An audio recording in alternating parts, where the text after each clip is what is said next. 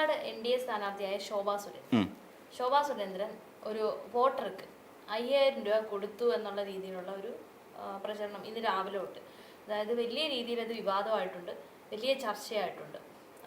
കാരണം ഇന്ന് നിശബ്ദ പ്രചരണം നടക്കുന്ന ദിവസമാണ്. അപ്പോൾ ഈ ഇന്നത്തെ ദിവസം തന്നെ ഇങ്ങനെ ഉണ്ടായി. പിന്നെ അത് മാത്രമല്ല, ശോഭാ സുരേന്ദ്രൻ ഈ വീഡിയോ പകർത്തിയ ആളോട് ഭയങ്കരമായിട്ട് ഷൗട്ട് ചെയ്യുന്നു. ഈ രീതിയിലുള്ള സംഭവങ്ങളൊക്കെ നടന്നു.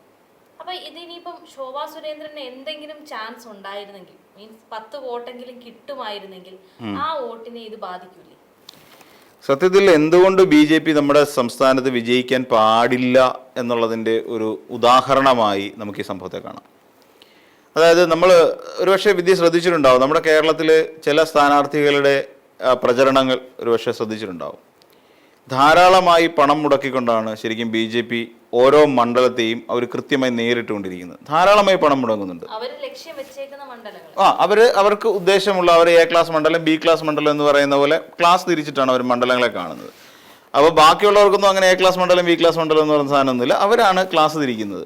ഇപ്പോൾ UDFന്റെ A ക്ലാസ് മണ്ഡലം എന്ന് എവിടെയെങ്കിലും നമ്മൾ UDFന്റെ പ്രാതിനിധ്യമുള്ള മണ്ഡലം എന്നൊക്കെയാണ് നമ്മൾ പറഞ്ഞിട്ടുള്ളത്. BJPക്ക് A ക്ലാസും B ക്ലാസും ഒക്കെ വരും. അപ്പം പിന്നെ അങ്ങനെയുള്ള മണ്ഡലങ്ങളിൽ ഇവർ ധാരാളമായി പണം മുടക്കുന്നുണ്ട്. അതായത് തദ്ദേശ തെരഞ്ഞെടുപ്പിൽ ഇവർ പതുങ്ങിയ പോലെയാണ് ശരിക്കും BJPയുടെ ഒരു പ്രവർത്തനം ഉണ്ടായിരുന്നത്. നമ്മൾ പരിശോധിച്ചാൽ മനസ്സിലാകും. അപ്പോൾ തദ്ദേശ തെരഞ്ഞെടുപ്പിന് വേണ്ടി അതോടൊപ്പം തന്നെ നിലമ്പൂർ ഉപതെരഞ്ഞെടുപ്പ് സമയത്തും അവർ വേണ്ടത്ര ഒരു കോൺസെൻട്രേറ്റ് ചെയ്തിരുന്നില്ല. അപ്പോൾ അവിടെയാണ് കൂടുതലും അവർ രാജീവ് ചന്ദ്രശേഖരൻ്റെ ഒരു അടവായിരുന്നു. അതിനുശേഷം പിന്നീട് നിയമസഭാ തെരഞ്ഞെടുപ്പ് എത്തിയപ്പോഴേക്കും BJP ഒരു ഫുൾ ഫ്ലെഡ്ജഡായി എന്ന് പറയുന്ന ശരി, അവർ കൃത്യമായി പണം ഒഴുക്കേണ്ട സ്ഥലങ്ങളിലെല്ലാം കൃത്യമായ രീതിയിൽ പണം ഒഴുക്കി തന്നെയാണ് മുന്നോട്ട് പോകുന്നത്. ഇപ്പോൾ കഴിഞ്ഞ ദിവസം നേമത്ത് നിന്ന് LDFന്റെ അവിടെ ഒരു ആരോപണം വന്നിരിക്കുന്നു. നേമത്ത് BJPയുടെ ഇലക്ഷൻ ബൂത്തുകളിൽ കൊണ്ടുവന്നിട്ട് ഇലക്ഷൻ കമ്മിറ്റി ഓഫീസിൽ മദ്യവിതരണം നടക്കുന്നു. ഇന്നലെ വൈകുന്നേരം ആയപ്പം അടച്ചുപൂട്ടിയതാണ്. ഇന്നലെ വൈകുന്നേരം 5 മണി വരെ മാത്രമേ ഇത് പ്രവർത്തിക്കാൻ പാടുള്ളൂ എന്ന് നിയമമുണ്ട് ഇലക്ഷൻ കമ്മീഷന്റെ. അപ്പോൾ അതിന് മുമ്പ് തന്നെ സാധനം മേടിച്ച് പാക്ക് ചെയ്തു, സ്റ്റോക്ക് ചെയ്തു. ഇങ്ങനെ ഇത് വരുന്നുണ്ട്. ഇപ്പൊ നോക്കിയോളൂ, ഇതാണ് നമ്മൾ പറയുന്നത്. ഒരു കാരണവശാലും BJP എന്ന് പറയുന്ന ഒരു സംവിധാനം നമ്മുടെ കേരളത്തിൽ അധികാരത്തിൽ വരാൻ പാടില്ല എന്നുള്ളതാണ് ഏറ്റവും പ്രധാനപ്പെട്ട ഒരു കാര്യം. എന്തുകൊണ്ട് അങ്ങനെ പറയുന്നു എന്ന് ചോദിച്ചാൽ, ഈ ജനാധിപത്യത്തിനപ്പുറത്തേക്ക് ചില സംവിധാനങ്ങളെ അടങ്കലെടുക്കാൻ ഇവരെ കൊണ്ട് സാധിക്കും എന്നുള്ളതാണ്. ഇപ്പം ജില്ലാ കളക്ടർ അവിടെ പോയി ശോഭാ സുരേന്ദ്രന്റെ ആയിട്ട് ഇതിന്റെ കാര്യങ്ങൾ അന്വേഷണം കടന്നുകൊണ്ടിരിക്കുകയാണ്. ഈ അന്വേഷണത്തിൽ എന്താണ് നമ്മൾ മനസ്സിലാക്കുന്നത് ചോദിച്ചു കഴിഞ്ഞാൽ, അവിടെ അങ്ങനെ സംഭവിച്ചു. അതായത് ഈ പറയുന്ന കണ്ണാടി പഞ്ചായത്തിലാണ്. അപ്പൊ ഈ പറയുന്ന ആൾക്കാരെ, സാധാരണക്കാരെ കയ്യിലെടുക്കാൻ ഏറ്റവും എളുപ്പത്തിൽ നടക്കുന്ന ഒരു കാര്യം എന്ന് വെച്ച് കഴിഞ്ഞാൽ പണം കൊടുക്കുക എന്നുള്ളതാണ്. പണം കൊടുത്ത് സ്വാധീനിക്കുക എന്നുള്ളതാണ്. നമുക്ക് അവരുടെ വീട്ടിലെ അവസ്ഥകൾ കണ്ടാൽ അറിയാം. അവർ പറഞ്ഞത് 5000 രൂപ എനിക്ക് മരുന്നിനൊക്കെ ചെലവാറുണ്ട് മാസം എന്ന് പറഞ്ഞു. ആ സമയത്താണ് ഈ പറയുന്ന ശോഭയുടെ കൂടെ ഉണ്ടായിരുന്ന ഒരു സ്ത്രീ കൊണ്ടൊരു ബാഗിൽ നിന്ന് കുറച്ച് പണം എടുത്ത് കയ്യിലേക്ക് കൊടുക്കുന്നു. അത് കണ്ടതാണ് കാര്യം. അത് വിഷ്വലുണ്ട്. അത് സാമൂഹ്യ മാധ്യമങ്ങളടക്കം വിഷ്വൽ വന്നിട്ട് പോലും അവർ സമ്മതിക്കുന്നേ ഇല്ലെന്നേ. ഒരു ഘട്ടത്തിൽ അവർ 10-72 വയസ്സുള്ള ഒരു സ്ത്രീയാണ്. അവർ പറയുന്നത് എനിക്ക് പെൻഷൻ കിട്ടിയതാണ് എന്ന് പറയുന്നു, മാറ്റി പറയുന്നു. മകൻ അവിടെ നിന്നുകൊണ്ട് അവിടെ ചോദ്യം ചെയ്യുന്നവരെ കയർത്ത് സംസാരിക്കുന്നു. ഇതിൽ നിന്ന് നമ്മൾ മനസ്സിലാക്കേണ്ട ഒരു പ്രധാനപ്പെട്ട കാര്യം, ഇതൊരു തരം അട്ടിമറിയാണ്, രാഷ്ട്രീയ അട്ടിമറിയാണ്. നമ്മൾ EVM അട്ടിമറി എന്നൊക്കെ ഇതിനു മുമ്പ് പറഞ്ഞിട്ടുണ്ട്. ഇലക്ട്രോണിക് വോട്ടിംഗ് മെഷീന് അട്ടിമറി നടക്കുന്നുണ്ട് പല സംസ്ഥാനങ്ങളിലും.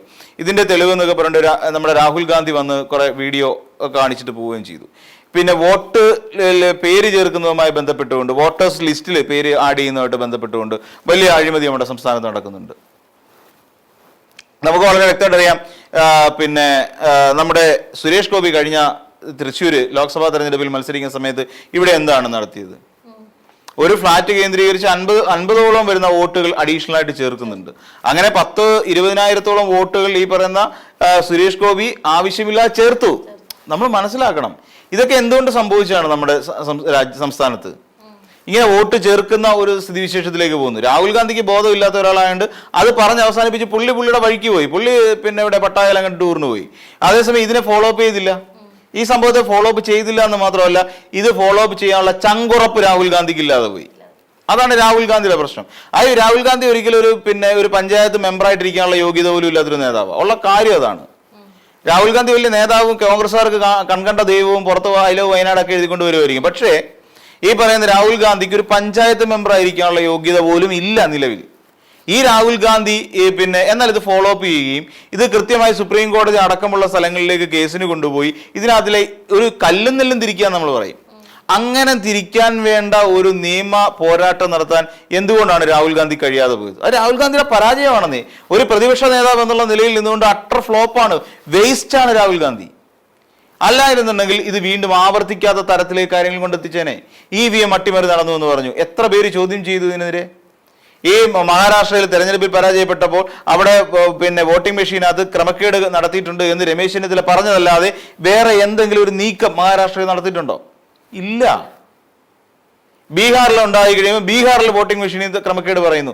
ഈ ക്രമക്കേടുകൾ ആരോപിക്കപ്പെടുന്നതല്ലാതെ തെളിയിക്കപ്പെടാൻ സാധിച്ചിട്ടില്ല. ഇതൊക്കെ കോൺഗ്രസ് എന്ന് പറയുന്ന ഒരു പ്രതിപക്ഷ കക്ഷിയുടെ ഏറ്റവും വലിയ വീക്ക്നെസ് ആണെന്നേ, ദുർബലതയാണ്, ദൗർബല്യമാണ്. ഇവരെ കൊണ്ടൊരു കാര്യമില്ല.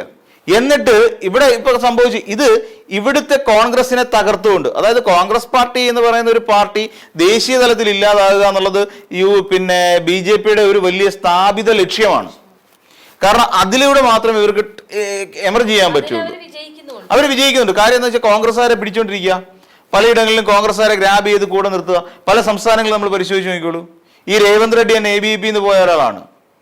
രേവന്ത് റെഡ്ഡി ഉണ്ടല്ലോ കോൺഗ്രസിൽ ഇപ്പം നിൽക്കുന്നത്. ഇനി ഇപ്പൊ രേവന്ത് റെഡ്ഡി 4-5 പാർട്ടിയിൽ പ്രവർത്തിച്ചിട്ടാണ് ഇപ്പൊ രേവന്ത് റെഡ്ഡി തെലങ്കാനയുടെ മുഖ്യമന്ത്രി ആയിരുന്നുണ്ട് മുഖ്യമന്ത്രി പിണറായി വിജയനെ ആവശ്യമില്ല വെല്ലുവിളിക്കാൻ നടന്നത്.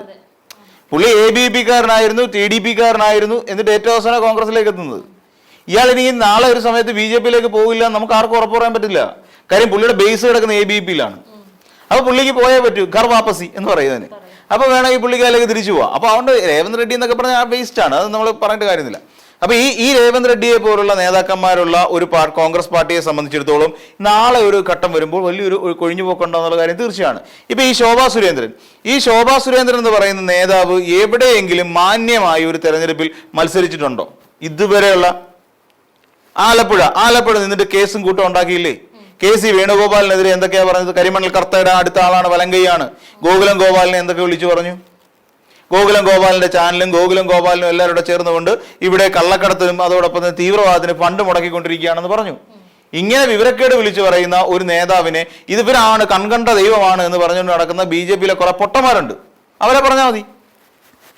ശോഭാ സുരേന്ദ്രൻ എന്ന് പറയുന്ന ഒരു നേതാവ് സത്യത്തിൽ ഒരു ജെനുവിനിറ്റി ഇല്ലാത്ത നേതാവാണെന്ന് പറയും. എന്ന് വെച്ചാൽ പറയുന്നത് ഒരു കാര്യമാണ്. ജെനുവിനിറ്റി എന്ന് പറഞ്ഞാൽ ഒരു രാഷ്ട്രീയ നേതാവിനെ സംബന്ധിച്ചിടത്തോളം വേണ്ട ഒരു പ്രധാനപ്പെട്ട ക്വാളിറ്റിയാണ് ജെനുവിൻ ആയിരിക്കുക മറ്റുള്ളവരുടെ മുമ്പിൽ. അതായത് ഒരാളുടെ മുന്നിൽ പ്രകടിപ്പിക്കുന്നതൊന്നും ഉള്ളിൽ വേറൊന്നും. ഇപ്പം നമ്മൾ കണ്ടതാണ്, ആ വാഹനത്തിൽ നിന്ന് പണം കൊടുത്തു എന്നുള്ള കാര്യം അവിടെ നിൽക്കുന്ന എല്ലാവർക്കും മനസ്സിലായി. ഇത് ചോദ്യം ചെയ്യാൻ വേണ്ടി ഒരു പറ്റം പ്രവർത്തകർ അങ്ങോട്ട് ചോദ്യം ചെയ്ത് വീഡിയോ എടുത്തുകൊണ്ട് ഇതിന്റെ കർണക്കുറ്റി അടിച്ച് പൊട്ടിക്കുക പറയുന്നത്. അങ്ങനെ ഒരു ഇത്ര ധാർഷ്ട്യത്തോടു കൂടി പറയുന്ന ഒരു വനിതാ നേതാവിനെ കുറിച്ച് ചിന്തിക്കാൻ പറ്റുമോ? അവരുടെ കയ്യിൽ തെറ്റുണ്ട്. അതായത് തെരഞ്ഞെടുപ്പ് ചട്ടങ്ങൾക്ക് വിരുദ്ധമായി അവർ പണം കൊണ്ടുവന്ന് 5000 രൂപ ഒരു വനിതയെ, ഒരു സ്ത്രീയെ ഏൽപ്പിച്ചു. അത് യാഥാർത്ഥ്യമാണ്, വസ്തുതയാണ്, തെളിവുള്ള കാര്യമാണ്. എന്നിട്ടും ഈ പറയുന്ന അരുതി നാശാരിച്ചയും കടിച്ച് പിന്നെയും നായിക്കാൻ മുറുമുറുപ്പ് എന്ന് പറഞ്ഞൊരു പഴഞ്ചൊല്ലുണ്ട്. എന്ന് പറയുന്ന പോലെ ഇത്രയും കാട്ടിക്കൂട്ടി തെരഞ്ഞെടുപ്പിന്റെ സർവ്വ പ്രോട്ടോകോളും ലംഘിച്ച് എന്നിട്ട് പോകുന്ന അവര് അത് തെറ്റാണ് എന്ന് ചൂണ്ടിക്കാണിക്കുന്നവരെ അടിക്കും, കർണത്തടിക്കും എന്ന് പറയുന്ന ഒരു വനിതാ നേതാവിനെ കുറിച്ച് ചിന്തിക്കാൻ പറ്റും. ഇവർ ഇന്ദിരാഗാന്ധി ഒന്നും അല്ലല്ലോ, അല്ലേ? ഈ പിന്നെ എല്ലാവരുടെയും നേരെ അടിയന്തരാവസ്ഥ പ്രഖ്യാപിക്കാൻ. അപ്പം ഇതാണ് ശോഭാ സുരേന്ദ്രൻ എന്ന് പറയുന്ന ഒരാൾ. എന്ന് വെച്ചാൽ ജെനുവിൻ പേഴ്സണാലിറ്റി അല്ല ശോഭാ സുരേന്ദ്രൻ. ശോഭാ സുരേന്ദ്രനെ ജയിപ്പിച്ചു കഴിഞ്ഞാൽ, ഞാൻ ഇപ്പോഴും പറഞ്ഞൊരു കാര്യം, ശോഭാ സുരേന്ദ്രനെ വോട്ട് ചെയ്ത് ഇവിടെ എന്തോ വലിയ കാര്യസാധ്യം നടത്തുമെന്ന് ചിന്തിച്ചുകൊണ്ടിരുന്ന എല്ലാവർക്കും പറയുന്നൊരു കാര്യമാണ്. ഈ ശോഭാ സുരേന്ദ്രൻ വോട്ട് കിട്ടി ജയിച്ച് നിയമസഭയിലേക്ക് പോയി കഴിഞ്ഞാൽ ഈ പറയുന്ന മനുഷ്യർക്ക് പുല്ല് വില പോലും കൊടുക്കത്തില്ല, 100% ഉറപ്പാ. കാര്യം അത് തന്നെ സുരേഷ് ഗോപി കാണിക്കുന്നതിന്റെ അപ്പുറത്ത് കാണിക്കാൻ കഴിവുള്ള ഒരു നേതാവാണ് ശോഭാ സുരേന്ദ്രൻ. ശോഭാ സുരേന്ദ്രൻ ഇടയ്ക്ക് ഒരു ഓഡിയോ ലീക്കായി ഇപ്പൊ കുറച്ചു കാലത്തിന് മുമ്പ് വന്നതാ, ഇപ്പോഴും അത് വൈഡ് സ്പ്രെഡ് ചെയ്തുകൊണ്ടിരിക്കുകയാണ്. എന്താണ്, ഞാൻ ഇത് പുണ്യത്തിന് വേണ്ടി ചെയ്യുന്നതല്ല, പുള്ളിക്കാരിക്ക് എന്തോ ഇവിടുന്ന് എങ്ങാണ്ട് പിന്നെ കേന്ദ്രത്തിൽ നിന്ന് ഒരു പോസ്റ്റ് വരുന്നുണ്ട്, അതിന് കൊടുക്കാൻ വേണ്ടി 25 ലക്ഷം രൂപ മാന്യമായിട്ട് ചോദിക്കുക, അതെനിക്ക് കിട്ടണം, ഞാൻ ചോദിച്ച പൈസ എനിക്ക് കിട്ടണം എന്ന് പറയുന്ന ശോഭാ സുരേന്ദ്രൻ. എന്ന് വെച്ചാൽ ശോഭാ സുരേന്ദ്രൻ എന്ന് പറയുന്ന നേതാവ് ജനസേവനത്തിൽ അങ്ങ് തൽപരയായി ജനങ്ങളെ എങ്ങനെയും സേവിച്ചു കൊള്ളുക എന്ന് പറയുന്ന ലക്ഷ്യത്തോടു കൂടി ഇറങ്ങി പ്രവർത്തിക്കുന്ന ഒരു നേതാവൊന്നുമല്ല. She's not genuine. ഞാൻ ഇപ്പോഴും പറഞ്ഞൊരു കാര്യമാണ്, ഒരു ജെനുവിൻ നേതാവിന് വേണ്ട ഒരു ക്വാളിറ്റിയും ശോഭാ സുരേന്ദ്രൻ എന്ന് പറയുന്ന നേതാവിന് ഇല്ല. ശോഭാ സുരേന്ദ്രൻ എപ്പോഴും ചിന്തിക്കുന്നത് വോട്ട് വേണം, അതിന് മാത്രം. അതിനുവേണ്ടി എന്ത് തന്ത്രവും ശോഭാ സുരേന്ദ്രൻ പയറ്റും. ഈ 5000 രൂപ കൊടുക്കും, ചിലപ്പോൾ 10000 കൊടുക്കും. ഇതിപ്പോ ഐഷ പോറ്റിയെ പോലെ ഒരു സ്ഥാനം കിട്ടാതാവുമ്പോൾ ശോഭാ സുരേന്ദ്രൻ ചാടുമല്ലോ. ശോഭാ സുരേന്ദ്രൻ ഇടയ്ക്ക് ചർച്ച വരെ വന്നതല്ലേ കോൺഗ്രസിലേക്ക് പോകുന്നതായിട്ട് ബന്ധപ്പെട്ടുകൊണ്ട്? അങ്ങനെ ചർച്ച വരാണെന്നതാണ്. അവസാനം വരുമ്പോ കുറെ നാൾ കഴിയുമ്പോൾ ചവിട്ടുമല്ലോ. ഈ ശോഭാ സുരേന്ദ്രൻ ഈ പറഞ്ഞ ലോക്സഭാ തെരഞ്ഞെടുപ്പിന് കൂലങ്കഷമായ ചർച്ച നടന്നതാണ്. ശോഭാ സുരേന്ദ്രൻ പിന്നെ പാർട്ടി വിടുന്നതുമായിട്ട് ബന്ധപ്പെട്ടുകൊണ്ട് ഇതുമായി കാര്യമായ ചർച്ച നടന്ന ഏറ്റവും ഒടുവിൽ വലിയ ഇതോടുകൂടി തന്നെയാണ് ഏറ്റവും ഒടുവിൽ ശോഭാ സുരേന്ദ്രനെ ലോക്സഭയിൽ നിർത്തുകയാണ്, ആലപ്പുഴയിൽ മത്സരിപ്പിക്കുകയായിരുന്നു ചെയ്തത്. അതിനു മുമ്പ് കാര്യം എന്താ, ശോഭാ സുരേന്ദ്രനെ സകലയിടത്തും തഴഞ്ഞിട്ടു. ശോഭാ സുരേന്ദ്രന് യാതൊരു പ്രാധാന്യവും ഇല്ലാത്ത നിലയിൽ ഇവിടുത്തെ പുരുഷ കേസരികളെല്ലാം കൂടെ തഴഞ്ഞു. ശോഭാ സുരേന്ദ്രനെ വേദിയിലിരുത്തിക്കൊണ്ട് കെ സുരേന്ദ്രൻ അടക്കമുള്ളവർ ആക്ഷേപിച്ചിട്ടുണ്ട്. ഇതെല്ലാം പരസ്യമായി പാർട്ടിയിലെ മുതിർന്ന പുരുഷ നേതാക്കന്മാർക്കെതിരെ നിന്നുകൊണ്ട് ശക്തമായി സംസാരിച്ചിട്ടുണ്ട്, കരഞ്ഞുകൊണ്ട് സംസാരിച്ചിട്ടുണ്ട് ഈ ശോഭാ സുരേന്ദ്രൻ. എന്നിട്ട് എല്ലാവരും പറഞ്ഞു ശോഭാ സുരേന്ദ്രൻ ഝാൻസി റാണിയാണെന്ന്. എന്ത് കാണിച്ചിട്ട്? ഈ ശോഭാ സുരേന്ദ്രൻ ഏറ്റെടുത്ത് ഇവിടെ വിജയിച്ച ഒരു ജനകീയ സമരം ഉണ്ടോ ഝാൻസി റാണിയാവാൻ? ഏതെങ്കിലും ഒരു ജനകീയ സമരം ശോഭാ സുരേന്ദ്രന്റെ പേര്? ശോഭാ സുരേന്ദ്രൻ വാഴ്ത്തപ്പെടുന്നുണ്ട് ഞാൻ ചോദിക്കുക. ഏതെങ്കിലും ഒരു ജനകീയ സമരം ഏറ്റെടുത്ത് വിജയിപ്പിച്ച ഒരു ചരിത്രം ശോഭാ സുരേന്ദ്രൻ അവകാശപ്പെടാനുണ്ടോ?